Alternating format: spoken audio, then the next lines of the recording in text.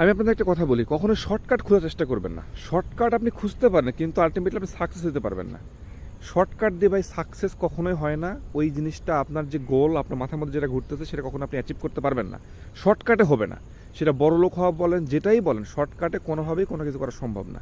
এইটা হয়তো সাময়িক আপনাকে একটা মাইন্ডের একটা টিপ দিবে, কিন্তু আসলে আলটিমেটলি এটা কোনো শর্টকাটের কোনো দিয়ে আপনি সম্ভব না। আপনাকে অবশ্যই রিয়েল পথে যেতে হবে। সাপোজ আপনি প্রোগ্রামিং শিখতেছেন বা আপনি একটা ওয়েব ডিজাইন করবেন, একটা সফটওয়্যার ডেভেলপ করবেন, আপনার মনে হচ্ছে যে আমি খুব কম দামে একটা ওয়ার্ডপ্রেস বানাই ফেলি, হ্যাঁ, পরে লাগলে দেখা যাবে।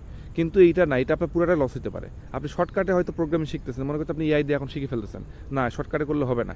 আপনাকে রিয়েল হাত ধরে ধরে কোডিংগুলি করতে হবে শেখার জন্য। ঠিক আছে? তো প্রত্যেকটা জিনিস আপনি শর্টকাটে যখনই যাবেন তখনই ধরাটা খাবেন। আপনার কাছে মনে হবে যে আমি তো অনেক কিছু করে ফেললাম কম সময়ের মধ্যে, কিন্তু আপনি জানেন না আপনার নিজের কত বড় ক্ষতি করছেন।